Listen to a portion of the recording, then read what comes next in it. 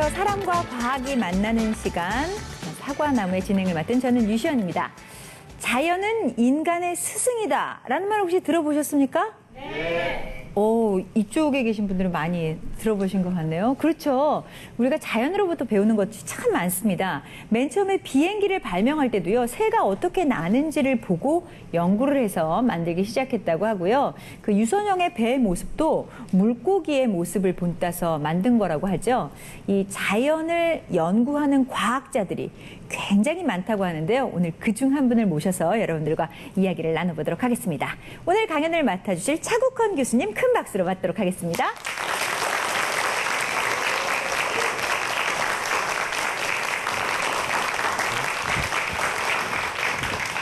네, 교수님 안녕하세요. 네, 반갑습니다.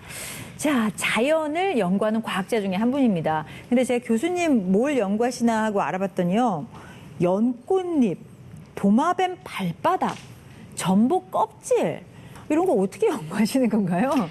그러니까 저희 실험실에서 주로 연구하는 분야는 이렇게 여러분들이 자연에서 흔히 볼 수 있는 아주 독특한 기능을 가진 이런 동물이나 식물들의 미세 구조를 분석해서 네. 그 원리를 잘 파악하고 그런 것들을 우리가 공학적으로 제조를 해서 네. 우리 인류가 필요한 난제라고 하는 에너지나 이런 건강 문제를 좀 해결하고 하는 것을 주 연구 분야로 하고 있습니다. 그렇군요. 생물학에서 출발해서 공학으로 마무리된다라는 느낌인 것 같은데 어떤 얘기인지는 지금부터 자세히 한번 배워보도록 하겠습니다. 박수로 청해드릴까요? 네, 감사합니다. 네.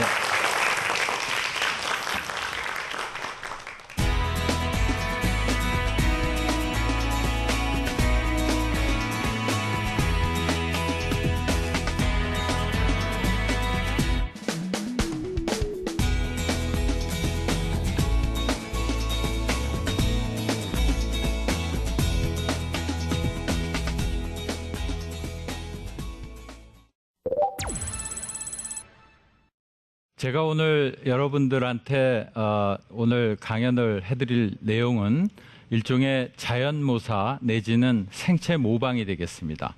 그래서 생체 모방은 우리가 영어로 바이오미메틱스라는 말을 쓰는데 이거는 고대 그리스에서 바이오라고 하는 생체의 의미하고 그다음에 모방 또는 흉내를 낸다고 하는 미메시스가 합쳐서 우리가 생체 모방을 우리가 얘기를 하고 있습니다.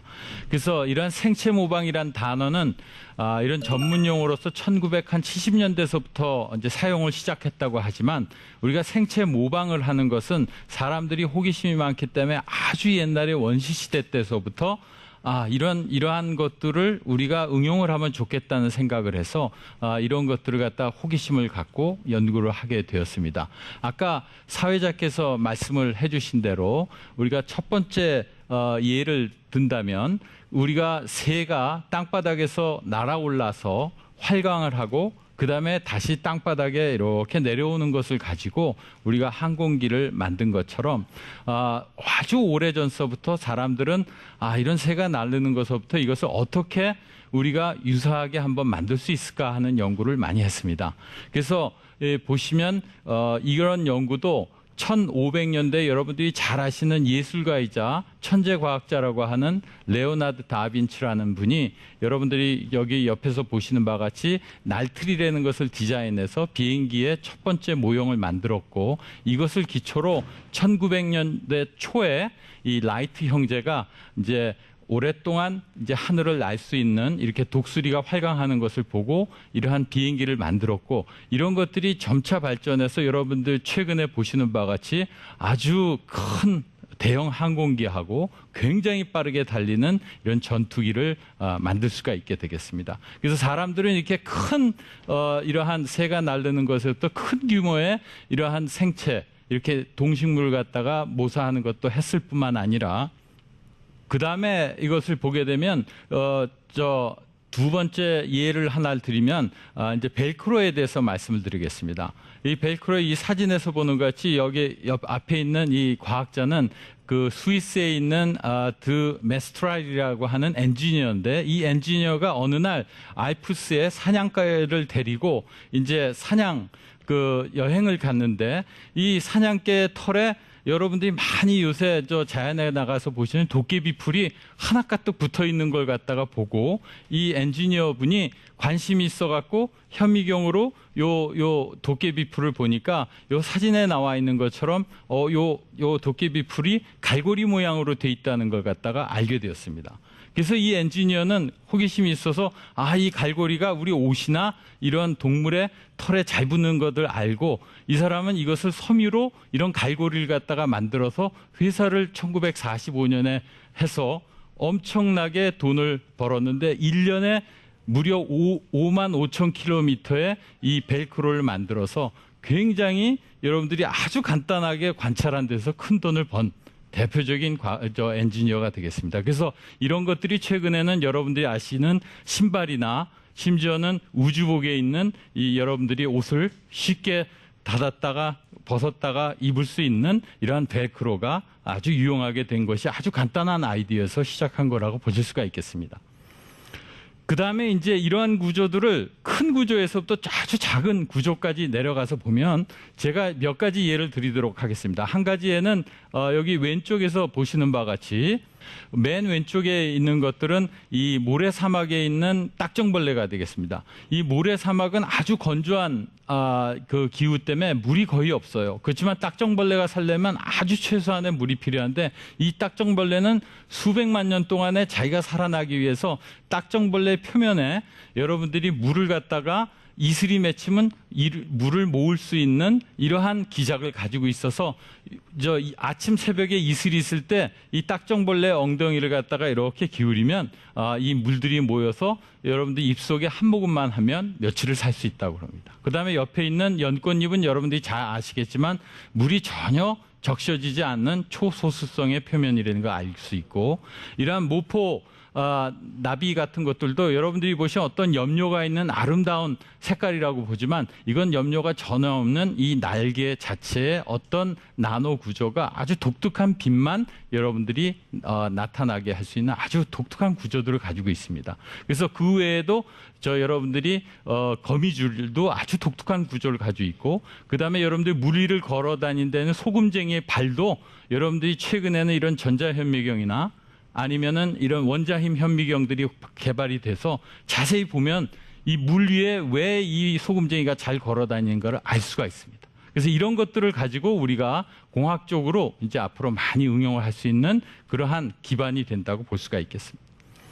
그래서 제가 몇 가지 예를 그러한 미세 구조를 설명을 드리고 이것들을 우리가 어떻게 공학적으로 제조를 해서 응용하는가에 대해서 말씀을 드리도록 하겠습니다.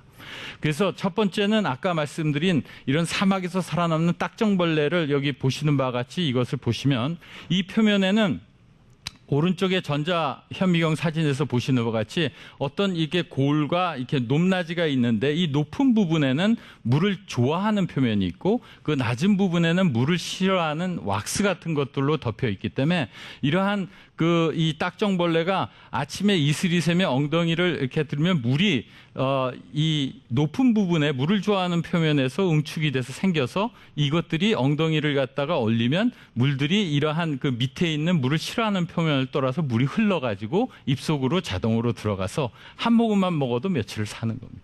그래서 이런 것들을 우리가 공학자들은 이런 거하고 비슷한 걸 모방하기 위해서 밑에 보시는 바와 같이 물을 싫어하는 표면 위에 물을 좋아하는 기둥을 만들어 가지고 여러분들이 어떤 안개나 이슬 있는 쪽에다가 놓으면 물을 좋아하는 기둥에서 물이 생기는 것을 옆에 사진에서 보실 수가 있고 그러한 상태에서 우리가 이제 기울이게 되면 물방울들이 흘러서 내려가는 것을 비슷하게 만들 수가 있게 되겠습니다.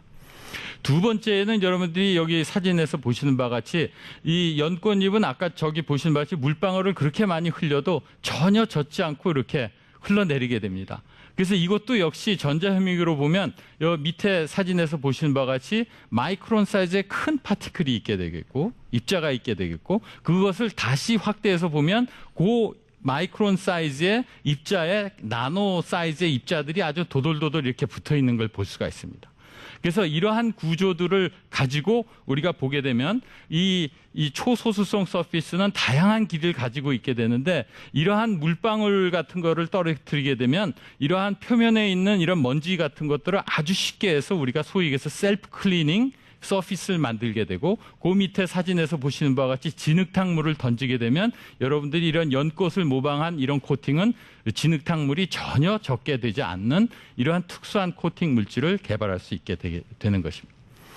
그래서 이런 것들을 우리가 어떻게 그러면 공학적으로 만드냐 하면, 저희 실험실 같은 데서는 여기 보시는 바와 같이 마이크론 사이즈의 고분자 입자에다가 나노미터 사이즈의 입자를 이렇게 교대로 이렇게 밤송이처럼 붙여서 오른쪽에 있는 현미경처럼 만들 수 있는데, 이 현미경에 있는 사진이 실제 연꽃에 있는 사진하고 비슷하게 돼서 여러분들이 그 밑에 사진에서 보시는 바와 같이 이 물방울을 떨어뜨리면 물방울이 젖지 않고 초소수성 표면이기 때문에 물방울이 표면에서 튀어 오르는 것을 만들 수가 있고, 그러한 나노 구조 안에다가 여러분들이 외부에서 빛을 쬐주면 응답할 수 있는 새로운 염료를 집어넣어서 추가적인 기능을 부여할 수가 있게 되는 것입니다. 그러다음에 이제 전복 껍데기 같은 것도 여러분들 이번 여름에 바닷가에 가시면 아마 전복을 많이 드셨을 텐데, 전복 껍데기를 드시고 전복을 드시고 나서 전복 껍데기를 보면 아주 영롱한 색깔이 표면에 있습니다. 근데 이런 영롱한 색깔을 가지고 우리나라에서 자랑을 하고 있는 나전칠기를 제조를 하는 겁니다. 근데 이 나전칠기를 제조할 때 이 패턴을 잘 보면 아주 작은 패턴을 미세하게 잘 하는데, 일반적으로 이게 100% 무기물질만 되면 이게 크랙이 쉽게 생겨가지고서 저렇게 미세한 패턴을 그릴 수가 없어요. 근데 이런 것들을 우리나라의 이 장인들이 아주 잘 만드는데, 이것도 역시 전비자 현미경을 보면 여러분들이 보신 바와 같이 이 단단한 무기물질 사이에 아주 얇은 그 유기 단백질들이 서로 교대로 배치돼서 이렇게 돼 있는 걸 알 수가 있습니다. 그래서 저희 실험실에서 이러한 무기물과 유기물을 교대로 배치를 해서 그 다음에 위에서 어떤 그 바늘 같은 것도 콩 눌러서 크랙을 만들면 옆에서 보시는 바와 같이 무기물과 무기물 사이에 유기물이 이렇게 연결되어 있는 어떤 피브릴을 볼 수 있는데, 이런 것들이 이제 충격을 해서 여러분들이 이러한 나전칠기의 이런 공예가들이 칼로 아주 미세한 패턴들을 쉽게 만들 수가 있게 되겠습니다. 그래서 이것을 확장을 하게 되면 이러한 방탄복이라든지 아니면 탱크의 외피까지 우리가 제조할 수 있는 그러한 그 기반을 만들 수 있다고 볼 수가 있겠습니다.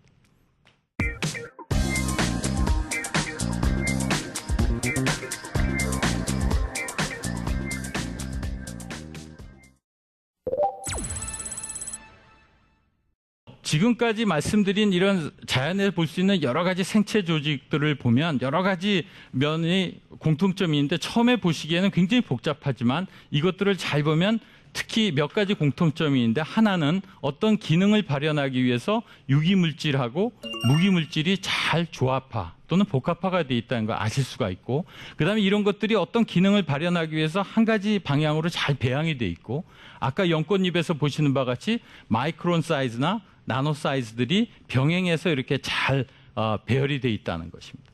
그래서 이런 것들을 우리가 응용을 하기 위해서 저희 쪽에서 하이브리드라고 해서 유기물질과 무기물질이 이렇게 잘 조합된 시스템을 보는데, 일반적으로 유기물이라는 것은 우리가 일반적으로 휘기 쉽고 플라스틱처럼, 그 다음에 가공이 쉽고, 그 다음에 저렴하고 아주 가벼운 좋은 점이 있지만 기능성이 무기물질보다 떨어집니다. 예를 들어서 무기물질은 우리가 원하는 파장에 빛을 낼 수도 있고 전기 전도성이 높고 여러 가지 응용이 있어요.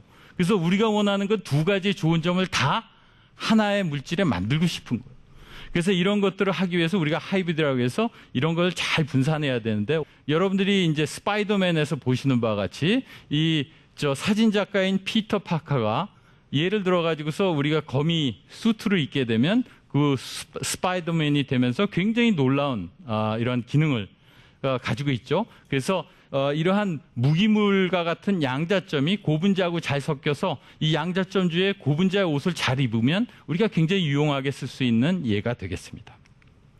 그래서 양자점에 대해서 간단히 말씀드리면, 여러분들이 일반적인 실리콘 같은 반도체 입자는 입자가 크기 때문에 우리가 원하는 에너지가 딱 일반적으로 정해져 있는데, 요새는 이러한 그 반도체 입자를 사이즈를 아주 균일하게 작게 만들어서 수 나노미터로 만들게 되면 우리가 옆에서 보시는 바와 같이 에너지 준위를 아주 우리가 원하는 크기에 따라서 조절할 수가 있습니다. 그래서 한 예로 여 밑에 사진에서 보시는 바와 같이 나노 입자인 카드뮴 셀레나이드 이러한 입자를 같은 물질인데 내가 크기를 바꿈에 따라서 여기 보시는 바와 같이 파란색에서부터 빨간색에 발광을 하는 그러한 입자를 같은 물질에서 우리가 만들 수가 있게 되겠습니다. 그래서 이러한 양자점을 가지고 우리가 고분자를 섞을 때 그냥 섞게 되면 이 무기 물질은 자기네들끼리 모이는 성질이 있기 때문에 다음과 같이 이렇게 덩어리가 생기는데 이런 것들은 아까 생체 조직에서 보는 것 같이 원하는 구조가 아니에요. 그래서 아까 말씀드린 대로 이러한 양자점에다가 고분자 옷을 잘 입힐 수가 있게 되면 이 옆에 전자현미경 사진에서 보시는 바와 같이 방막이나 이런 그 필름에서도 이런 양자점이 균일하게 분산이 되게 이러한 하이브리드 시스템을 만들 수 있게 되는 것입니다. 그래서 이러한 양자점이 고분자로 잘 입혀져 있다면 여러분들이 고분자처럼 스핀 코팅을 해서 방막을 만들고 여러분들이 그 도장을 찍듯이 나노미터 사이즈의 도장을 쾅 찍으면 다음과 같이 이런 패턴을 만들 수 있고 이 오른쪽 사진에서 보시는 바와 같이 초록색 빛을 발광하는 양자점이 균일하게 분산되어 있으니까 플라스틱처럼 찍지만 균일한 초록색 발광을 할 수가 있습니다. 그래서 이것을 확장해서 빛의 삼원색인 빨간색, 초록색, 파란색을 섞으면 여러분들이 보시면 자연광처럼 이러한 하얀 발광 재료를 만들 수 있고 이런 것들이 차세대의 면발광이나 이런 새로운 조명 재료로 쓸 수가 있고 또 이러한 양자점은 아주 그 파장이 아주 좁은 영역에서 빛을 발광하기 때문에 이것을 잘 사용하면 차세대의 이러한 그 올레드를 능가하는 새로운 발광 재료로 커브드 TV나 이러한 스마트폰에 사용할 수 있게 되는 것입니다. 그래서 제가 오늘 말씀드린 거는 이게 자연에서 나오는 이러한 독특한 기능들이 독특한 구조에서 나온다는 것을 말씀을 드렸습니다. 그래서 독일의 알투슐러라는 사람은 이런 말을 했어요. 우리가 이 자연에서는 우리가 아직 발견되지 않은 특허가 무수히 있다는 말을 하고 있습니다. 그래서 여러분들한테 오늘 말씀드리고 싶은 것은 여러분들이 자연을 이렇게 돌아다니면서 호기심을 갖고 열심히 보신다면 이러한 어떤 여러분이 구조를 분석해서 공학적인 원리를 찾아서 우리가 앞으로 인류의 에너지 문제나 건강 문제를 쉽게 해석할 수, 여러분들 해결할 수 있다고 우리가 볼 수가 있겠습니다. 그래서 제가 제일 좋아하는 단어가 하나 있는데 그것이 이제 아인슈타인 박사가 하는 말입니다. 제가 미국의 스미소니안 박물관에 가서 그걸 보고 참 나의 인생의 좌표로 하겠다는 건데 그 말이 상상력은 여러분들이 가지고 있는 단순한 지식보다는 훨씬 중요하고 여러분들이 항상 호기심을 갖고 그 다음에 창의성을 발휘하면 그것이 여러분들이 이러한 창조 경제의 새로운 경쟁력이 될 수 있다고 말씀드릴 수가 있겠습니다. 그래서 제 오늘 강연은 여기까지고 여러분들 경청해 주셔서 대단히 감사드립니다.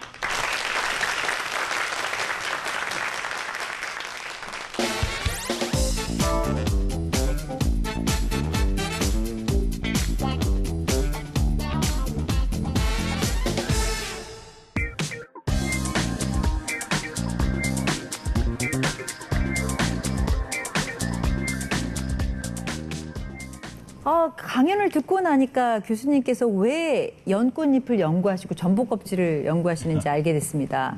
그러니까 연꽃잎을 통해서 젖지 않는 코팅을 만들 수 있고 그다음에 전복 껍질을 통해서 방탄복도 만들 수 있다라는 말씀하셨는데 저 갑자기 이게 궁금해지더라고요. 아까 스파이더맨 얘기를 하셨는데 그 거미를 잘 관찰하면 정말 우리가 손에서 이렇게 스파이더 웹을 쏴가지고 이렇게 스파이더맨처럼 다니는 게 가능할까요? 제가 보기에는 이 스파이더 실크라는 것도요, 굉장히 그 독특한 구조를 가져서 제가 아까 사진에 잠깐 보여드렸지만 여러분들이 아마 아침에 걸어 다니시다가 이 거미줄을 보면 거미줄 물방울이 이렇게 일정하게 있지 않고 이렇게 방울방울 있는 걸 보실 수가 있어요. 그 거미줄 구조도 아까처럼 현미경으로 보게 되면 그 거미줄 구조가 그 물방울이 딱 그렇게 생기도록 그 구조가 돼 있어요. 그러니까 자연은 수백만 년 동안에 예를 들어서 환경에 적응하면서 진화를 해서 자기가 그걸 할 수 있게 되겠고 그 실크라고 하는 그 프로틴의 구조가 굉장히 기계적으로 강하기 때문에 제가 영화에서 보는 것만큼 스파이더맨이 자기 몸무게를 할 정도로 날아다닐지는 모르겠지만 네. 상당히 유용하게 쓸 수가 있는 거라고 생각합니다. 알겠습니다. 영화가 가능할 수도 있겠네요. 자, 그럼 오늘 오신 방청객분들의 질문을 받아보도록 할게요. 질문 있으신 분은 가볍게 손을 들어주시겠습니까? 네.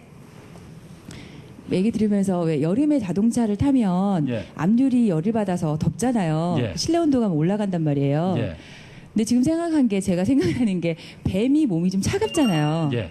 혹시 그걸 이렇게 이용해가지고 예. 앞유리를 좀 차갑게 만들 수 있는 그런 것도 혹시 가능할까? 뱀은 아까 지금 말씀하신 대로 냉혈동물이어서 차가워요. 그래서 여러분들이 이제 우리가 IR 렌스 같은 걸 보면 보통 사람은 열이 나기 때문에 빨간데 뱀은 냉혈동물에서 색깔이 안 나타나요. 그래서 이러한 그 우리가 아까 말씀드린 자동차 유리의 표면에 그러니까 자동차 유리뿐만 아니라 특히 중요한 것은 커다란 이런 대형 건물의 유리창들이 많잖아요. 그래서 예를 들어서 사우디아라비아 같은 데 가면 굉장히 더워요. 그래서 이 열 차단하는 필름 만드는 게 굉장히 중요해요. 그래서 이런 열 차단하는 것이 아까 말씀하신 대로 적외선을 차단하는 그래서 일종의 소위 얘기해서 뱀의 그러한 그 냉혈 그러한 것을 모사할 수 있는 새로운 적외선 차단 필름을 만들어서 사우디아라비아 같은 그런 빌딩들은 그런 거를 갖다 코팅을 안 하면 열 손실이 너무 커가지고 굉장히 그걸 해서 그런 필름들을 개발하는 과학자들도 상당히 많이 있습니다. 아, 이미. 예, 많이 어느 정도 상용화가 된 거죠. 아, 이런. 상용화가 안 됐더라면 나중에 어떻게 아이디어 값을 사과나무에 1%라도 기부해 주십사 말씀드리려고 했는데 아주 좋은 출발점이라고 할 수 예. 있겠네요. 네. 자, 그렇다면요. 요즘 새롭게 뭐 자연을 모방해서 또 연구하고 계신 게 있다면 예. 이 자리에서 살짝 알려주시면 안 될까요? 예, 뭐 저희가 연구하는 게 여러분들이 아까 제가 말씀드린 몇 가지 예를 드렸지만 자연을 쳐다보면 우리가 연구할 수 있는 게 굉장히 많고요. 제 전공으로 할 수 있는 분야가 있고 제 전공 밖에 있는 분야도 있는데 제가 하는 것 중에 몇 가지는 이제는 이제 조금 이렇게 구조를 갖다 모방하는 게 아니라 어떤 거는 좀 더 동적으로 외부에서 어떤 자극을 주면 이렇게 응답을 하는. 네. 예를 들어 가지고서 파리지옥 같이 파리가 이렇게 꽃 위에 이렇게 있으면 탁 파리 잡는 그런 식물 보셨죠? 그런 것들을 우리가 응답성 고분자를 이용해서 만들 수도 있고 그다음에 이제 어떤 그 이러한 식물인데 네. 거기에 개미가 들어가면 미끄러워서 딱 빠져서 다 죽는 그러한 식물이 있는데 그런 것들도 우리가 이러한 여러 가지 이런 파이버가 있는 표면에다가 소위 얘기해서 윤활유 같은 걸 집어넣으면 그러한 그 저기서 피처 플랜트라고 하는 그런 구조를 거의 비슷하게 다 만들 수가 있어요. 그래서 이런 구조들을 여러분들이 과학자에서 굉장히 호기심 있게 쳐다보고 그 구조를 정확하게 볼 수 있으면 우리가 공학적인 원리를 찾아서 그걸 갖고 여러 가지 좋은 분야에 응용할 수 있다고 볼 수 있겠습니다. 네. 오늘 이 자리에 또 많은 어린이들이 함께하고 계신데요. 이제 가서 동물이나 식물을 자세히 관찰하시고 좀 신기한 점이 발견이 된다면 공학적인 아이디어는 이곳에 계신 차 교수님께 문의하시면 될 것 같습니다. 자, 오늘 재밌는 강연해 주신 차국현 교수님께 박수 부탁드리겠습니다. 감사합니다. 네, 고맙습니다. 네. 감사합니다. 방금 전 차국현 교수님 말씀대로요. 알투실러가 이런 말을 했다고 하죠. 자연에는 아직 발견되지 않은 특허가 무수히 있다고요. 그런 특허를 새로이 만들어낼 수 있는 건 세심한 관찰력이 아닐까 싶습니다. 여러분 많이 관찰하시고요. 상상력을 발휘하셔서 새로운 과학 강국으로 가는 대한민국을 도와주시면 어떨까 싶습니다. 거기에 저희 사과나무가 함께하겠습니다. 자, 오늘 강의는 여기까지고요. 저는 다음 시간에 다시 찾아뵙겠습니다. 고맙습니다.